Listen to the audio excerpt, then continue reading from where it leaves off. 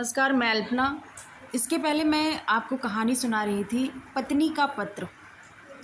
एक पत्नी का पत्र जो पहला और आखिरी पत्र था, उसमें मैंने आधी कहानी आपको सुनाई थी, आधी कहानी बची हुई थी। बिना पूरी कहानी सुने आपको समझ में नहीं आएगा कि एक पत्नी का पत्र किस तरह लिखा गया था और क्यों लिखा गया था। तो चलिए वो आधी कहानी आपको सुनाती हूँ। हम यहाँ तक सुन चुके थे कि उन्हें इतना साहस न हुआ कि वे अपनी अनाथ बहन के प्रति खुले मन से स्नेह प्रकट कर सके। वह पतिव्रता थी। उनका यह संकट देखकर मेरा मन और भी दुखी हो उठा।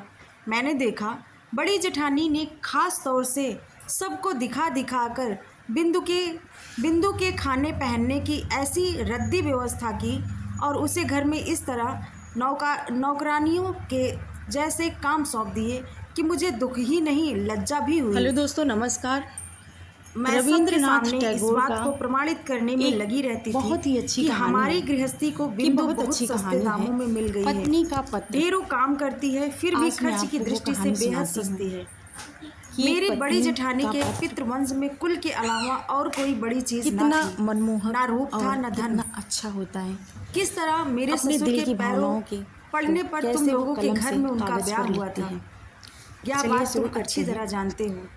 मैं सदा यही सोचती रही कि उनका विवाह तुम्हारे वंश के प्रति बड़ा भारी अपराध अभी तक मैंने इसलिए वह सब बातों में अपने आप को भरसक तुम्हारे पास ही बनी रही। अपने को छोटा मानकर तुम्हारे घर में बहुत ही थोड़ी जगह लिखने लायक दूरी कभी न मिली।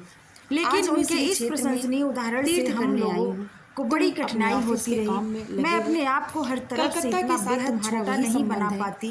मैं जिस बात को अच्छा समझती तुम्हारे तन उसे किसी और की खातिर बुरा समझने को मैं उचित नहीं समझती। नहीं दी। इस बात के तुम्हें भी यही बहुत से प्रमाण मिल चुके हैं। उन्होंने मेरी छुट्टी की बिंदु को मैं अपने कमरे में तुम्हारे घर की मछली बहू जीजी कहने लगी।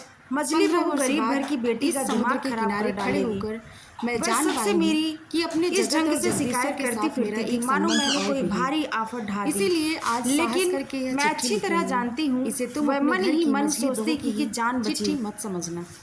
अब अपराध का बोझ मेरे सिर पर पड़ गया। दोस्तों नमस्कार। अपनी बहन की प्रति रविंद्रनाथ टैगोर का भावना का और वही मेरे द्वारा प्रकट करके उसी ससुराल में मैं कि बहुत मेरी बड़ी जेठानी बिंदु की बात के जर से पीड़ित हुए थे। दो एक अभाई तुम्हारा गया पर मैं चेष्टा किया करती थी, लेकिन अकेले में मृणाल से यह कहा कि है जाता कितना कि उसकी अवस्था 14 से कम नहीं थी। जायदाद थी अपने दिल की कला में तुम्हें तो मालूम है देखने में नजर कीमती चीज कहीं पड़ती है कि अगर वह फर्श पर गिर कर अपना सर फोड़ लेती तो लोगों से समझाने के लिए आज घर के फर्श की ही चिंता होती।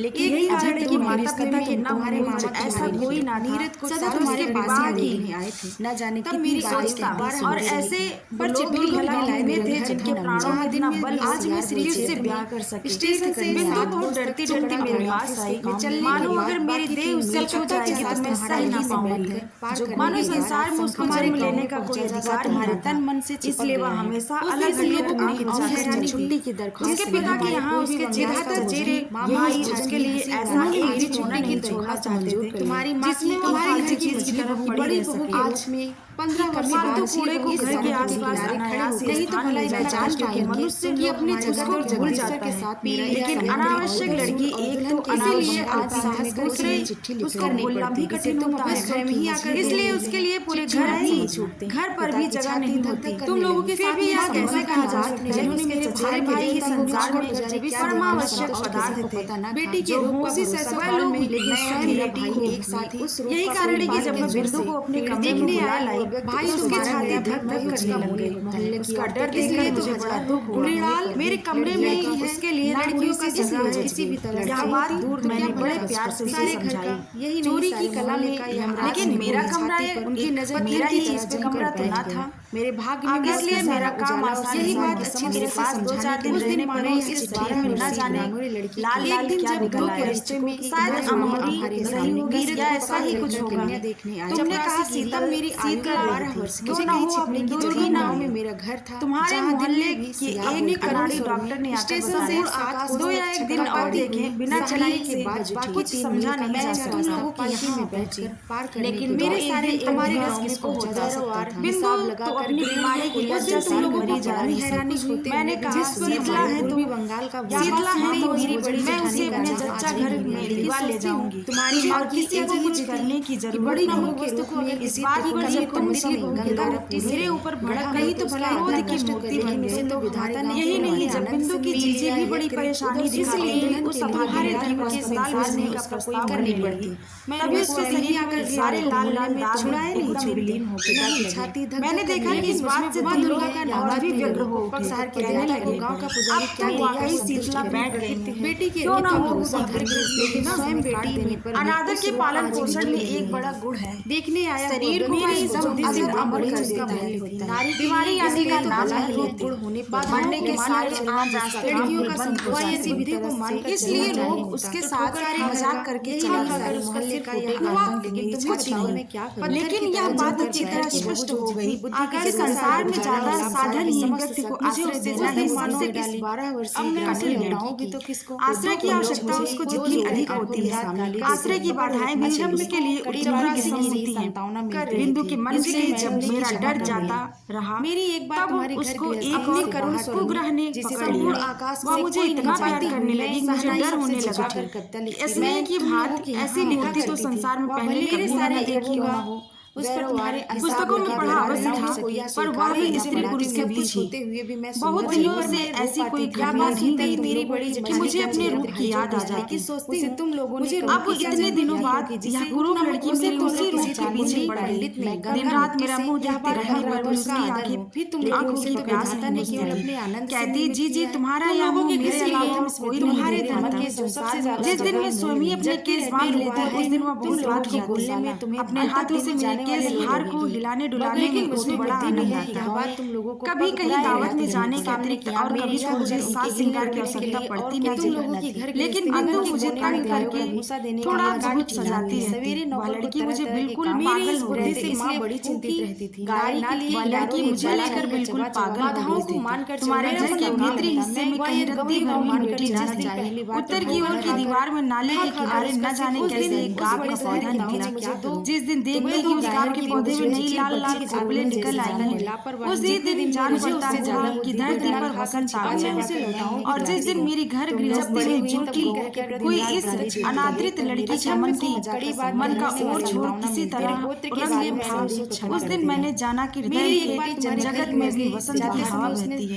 वह किसी स्वर्ग से आई है, गली के मोड़ से नहीं। बिंदु को स्नेह से दूसरा ने मुझे अधीर कर डाला था। मैं मानती हूँ कि मुझे कभी कभी उस पर क्रोध आ जाता, लेकिन उस नई में मैं अपना एक ऐसा रूप देखा जो जीवन में मैंने पहले कभी नहीं देख पाई थी। वही मेरा मुख्य स्वरूप है। इधर मैं बिंदु जैसी लड़की को इतना लाड प्यार करती रही, यह बात तुम लोगों को बड़ी जानती लगी। इसे लेकर बराबर खटपट होने लगी। जिस दिन मेरे कमरे से बाजूबंद चोरी हुआ था, उस दिन इस बात का आभास देती हुई तुम लोगों को तनिक भी लज्जा न आई कि चोरी में किसी न किसी रूप में बिंदु का हाथ है। जब स्वदेशी आंदोलनों में लोगों के घर की तलाशियां होने लगी, तब तुम लोग अनायास ही एहसास कर बैठे कि बिंदु पुलिस द्वारा रखी गई स्त्री गुप्तचर है।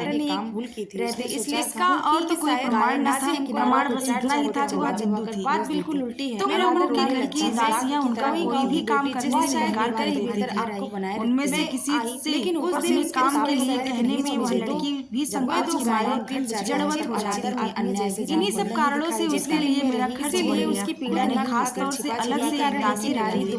यह बात तुम लोगों को अच्छी नहीं लगी। बिंदु को पहनने के लिए मैं जो कपड़े देती थी उन्हें देखकर तुम नारी क्रुद्ध हुई। तुमने मेरे हाथ खर्च के रुपए भी बंद कर दिए। मेरी बेटी दूसरे ही दिन से मैं 100 रुपए जोड़ी की मोटी कोरी तुम मुझे चाहे जैसे कर दिया। और जब मोती की माँ मेरी जूठी थाली उठाने के लिए आई तो मैंने उसको मना कर दिया। मैंने खुद जूठा भात बछड़े को खिलाने के बाद आंगन के नल में जाकर बर्तन मारने से डरना पड़ी। एक दिन एकाएक प्राणों को आदर मुझे माँ इस दृश्य को देखकर तुम प्रसन्न न हो सके। मेरी खुशी के बिना तो काम चल सकता है। मुझे याद तुम अंग्रेज लोगों की खुशी के बिना नहीं चल सकता। यह बात आज तक मेरी समझ में नहीं आई। जो जो तुम लोगों का क्रोध बढ़ता जा रहा है, बिंदु की आयु भी बढ़ती जा रही थी। इस स्वाभाविक बात पर तुम लोग असामान्य ढंग से परेशान हो जाते। एक बात याद करके मुझे आश्चर्य होता रहा है कि कि तुम लोगों ने बिंदु को जबरदस्ती अपने घर से विदा क्यों नहीं कर दिया। इसी तरह मेरा मैं अच्छी तरह समझती हूँ कि तुम लोग मन ही मन मुझसे डरते थे। विधाता ने मुझे बुद्धि दी है, भीतर ही भीतर इस बात की खातिर किए बिना तुम लोगों को चैन नहीं पड़ता था। अंत में अपनी शक्ति से बिंदु को विदा करते हुए असमर्थ होकर तुम लोगों ने प्रजापति देवता की शरण ली जाती है। बिंदु का वर ठीक हुआ। व्यवस्था में भी जीवन बड़ी जेठानी बोली जान बची। माँ काली ने अपने वंश की लाज रख ली। वर कैसा था मैं नहीं जानती, इसीलिए तुम लोगों से सुना था कि सब बातें अच्छा है। बिंदु मेरे पैरों से लिपट कर रोने लगी, बोली इसलिए मैं जी मेरा ब्याह क्यों कर रही हमारे घर में। मैंने उसको समझाते बुझाते हुए कहा बिंदु डर मत, मैंने सुना है तेरा वर अच्छा है। आग लगी मेरे स्वभाव, अगर वर अच्छा है तो मुझे भला ऐसा क्या है जो उसे पसंद आ सके। इसलिए उस लेकिन वर पक्ष वालों ने बिंदु को देखने के लिए आने का नाम ही नहीं लिया। जैसे बड़ी जीजी इससे बड़ी निश्चिंत हो गई, लेकिन बिंदु रात दिन घर में पराए लोग होने का नाम भी नहीं लेती। उसको क्या कष्ट है या माँ नहीं जानती। बिंदु के लिए मैंने घर से बहुत बार झगड़ा किया था, लेकिन उसका ब्याह रुक जाए क्या बात कहने का साहस नहीं होता। बाद में मैं कहती थी किस बल पर मैं अगर मर जाती तो बंगाल की बेटी तो बात में एक तो लड़की जिसके यहाँ जा रही है वही उसके मुंह ने दबाव दिखाना शुरू, वहाँ उसकी क्या दशा होगी। इस बातों की चिंता न करना, अगर वो किसी तरह दूर सोचती तो प्राण कांप उठते। उन्हें एकदम साहस न हो। जी ब्याह के अभी 5 दिन और हैं, इस बीच क्या मुझे मदद नहीं आएगी। मैंने उसे खूब धमकाया, लेकिन अंतर्यामी जानते हैं कि अगर किसी स्वाभाविक ढंग से बिंदु की मृत्यु हो जाती तो मुझे चैन मिलता। ब्याह के एक दिन पहले बिंदु ने अपनी जीजी के पास जाकर कहा जीजी मैं तुम लोगों की गौशाला में पड़ी रहूंगी, जो कहोगी वही करूंगी, तुम्हारे पैर पर पड़ती हूँ। न जाने कहां से मुझे इस तरह मत ढकेलो। चैनल कभी से दरार शुरू हो गई। कुछ दिनों से जीजी की आंखों में चोरी चोरी आंसू झड़ रहे थे। आधी भी झड़ने लगे, लेकिन सिर्फ हृदय ही तो नहीं होता, शास्त्र भी तो है। उन्होंने कहा बिंदु जानती नहीं स्त्री की गति मुक्ति सब कुछ पति ही है। तुम लोगों ने सोचा भाग्य में अगर दुख लिखा है तो उसे कोई नहीं मिटा सकता। आग लगी मेरी थी कि यह करती भी क्या कि कहीं कोई रास्ता ही न मन खींच बिंदु को ब्याह तो करना ही पड़ेगा, फिर लड़की को घेर कर हो। मैं चाहती थी कि विवाह हमारे घर से जैसे कमर बांध कर खड़ा हो गया, लेकिन तुम लोग कह बैठे कि वर के ही घर में इच्छा होते हुए उनके कुल की यही रीति है। कितना समझ गई कि बिंदु के ब्याह में अगर यह अपमान भी खर्च करना पड़ा तो तुम्हारे गृह देवता उसे क्या किसी भी भांति नहीं डाल दिया जाता है, इसलिए चुप रह जाना पड़ा। लेकिन एक बात तुमने उन्होंने अपनी गहरी तुम में से कोई नहीं जानता। जीजी को बताना चाहती बहन को अपने पास भी नहीं बता पाई। जब उन्होंने देखा कि नहीं तो वो डर से मर जाती है, मैंने अपने थोड़े सब गहने लेकर चुपचाप बिंदु का श्रृंगार कर दिया था। कोई बड़ी सोचा था जीजी की नजर में तो किसी तरह पड़ जाएगा, लेकिन उन्होंने जैसे देख कर भी नहीं देखा कि वे अपनी दुहाई है धर्म की, इसके लिए तुम उन्हें क्षमा कर देना। वे पतिव्रता थी। जाते समय बिंदु मुझसे लिपट कर बोली जीजी तो क्या तुम लोगों ने मुझे एकदम त्याग दिया।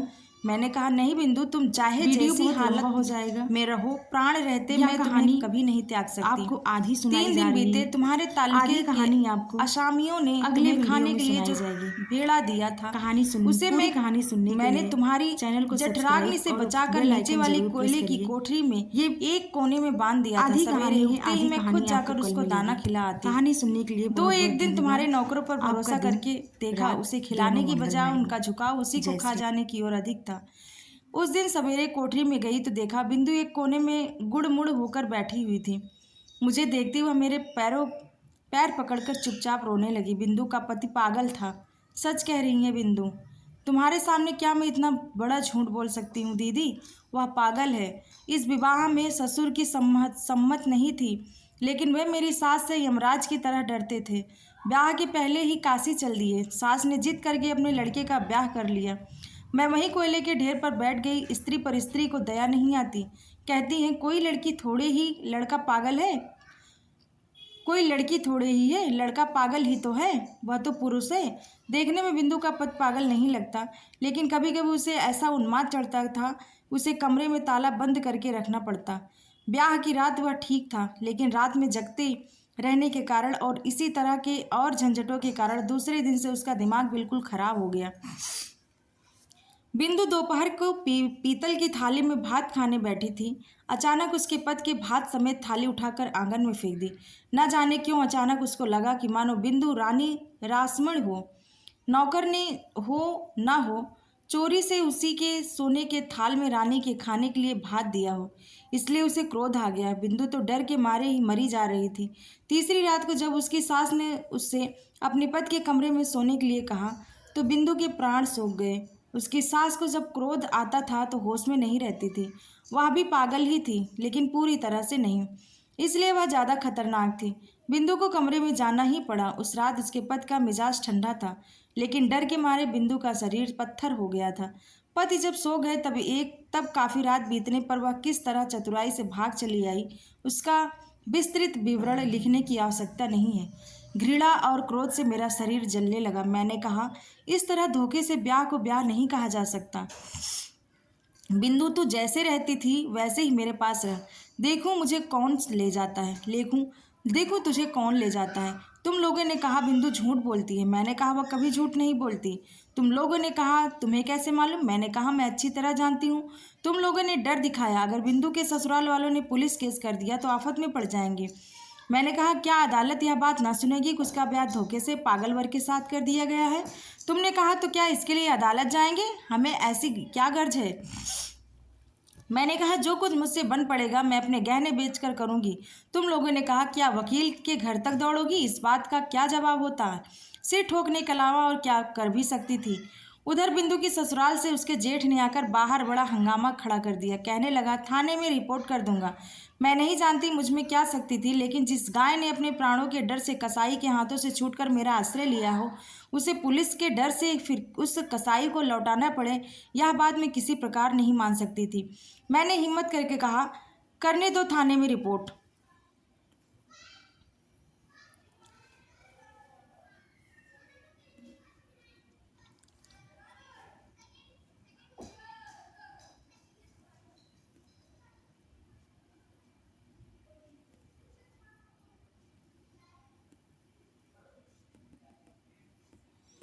करने दो थाने में रिपोर्ट।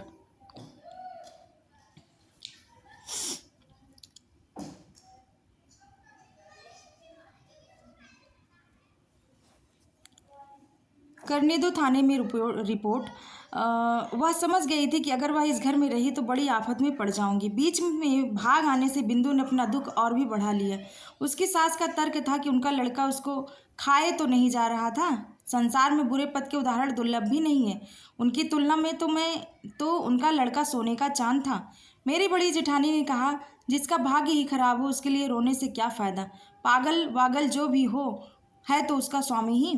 तुम लोगों के मन में लगातार उस सती साध्वी का दृष्टांत याद आ रहा था, जो अपने कोढ़ी पद को अपने कंधों पर बिठाकर वेश्या के यहाँ ले गई थी। संसार भर में कायरता के इस सबसे अधम आख्यान का प्रचार करते हुए तुम लोगों के पुरुष मन को कभी तनिक भी संकोच न हुआ।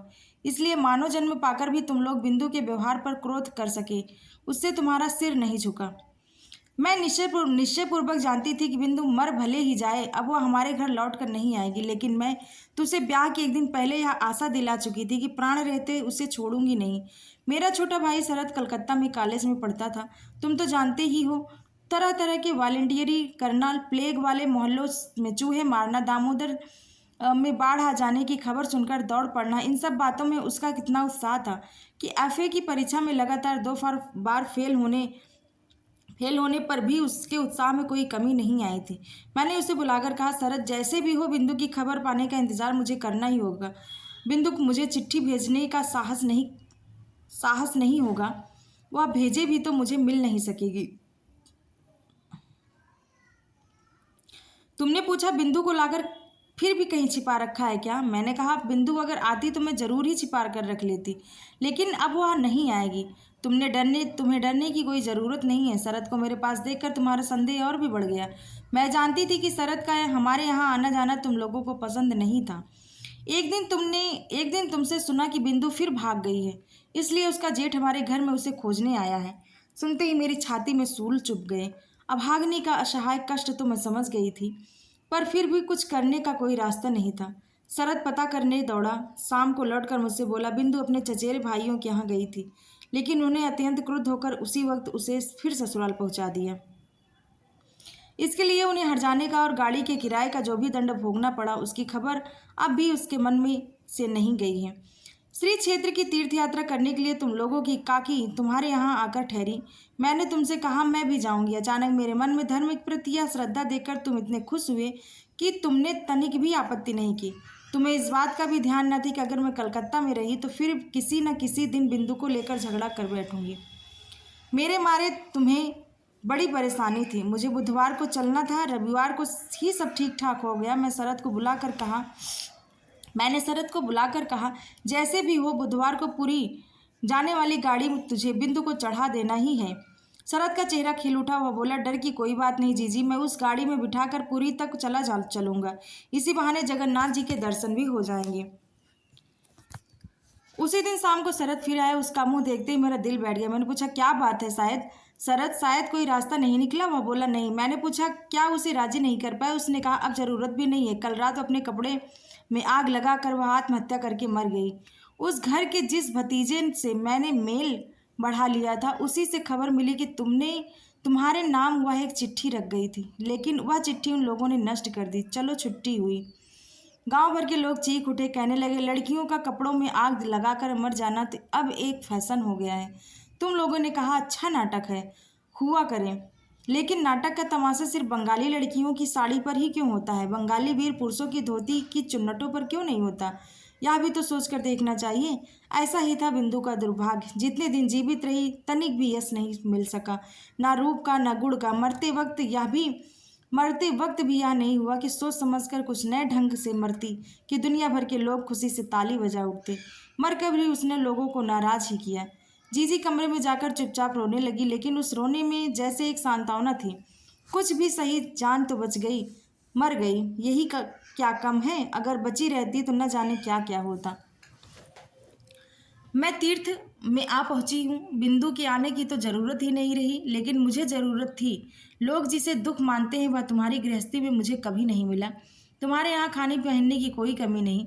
तुम्हारे बड़े भाई का चरित्र चाहे जैसा हो, तुम्हारे चरित्र में कोई दोष नहीं जिसके लिए विधाता को बुरा कह सकूं। वैसे अगर तुम्हारा स्वभाव तुम्हारे बड़े भाई की तरह भी होता तो मैं शायद मेरे दिन करीब करीब ही ऐसे ही कट जाते और मैं अपनी सती साध्वी बड़ी जेठानी की तरह पति देवता को दोष देने के बजाय विश्व देवता को ही दोष देने की चेष्टा करती। इतने मैं तुमसे कोई शिकायत करना नहीं चाहती। मेरी चिट्ठी का कारण यह नहीं है, लेकिन अब मैं माखन बड़ाल की गली के तुम्हारे उस 27 नंबर वाले घर में लौटकर नहीं आऊँगी। मैं बिंदु को देख चुकी हूँ। इस संसार में नारी का सच्चा परिचय क्या है यह मैं पा चुकी हूँ। अब तुम्हारी कोई ज़रूरत नहीं है। और फिर मैंने यह भी देखा है कि वह लड़की ही क्यों ना हो, भगवान ने उसका त्याग नहीं किया, पर उस पर तुम लोगों का चाहे कितना ही जोर क्यों ना रहा हो, वह उसका अंत नहीं था। वह अपने अभागे मानव जीवन से बड़ी थी। तुम लोगों के पैर इतने लंबे नहीं थे कि तुम अपने मनमाने ढंग से अपने हिसाब से उसके जीवन को सदा के लिए उनसे दबा कर रख सकते। मृत्यु तुम लोगों से भी बड़ी है। अपनी मृत्यु में वह महान है। वहाँ बिंदु केवल बंगाली परिवार की लड़की नहीं है, केवल चचेरे भाइयों की बहन नहीं है, केवल किसी अपरिचित पागलपत की प्रवंचिता नहीं, पत्नी नहीं है। वह अनंत है।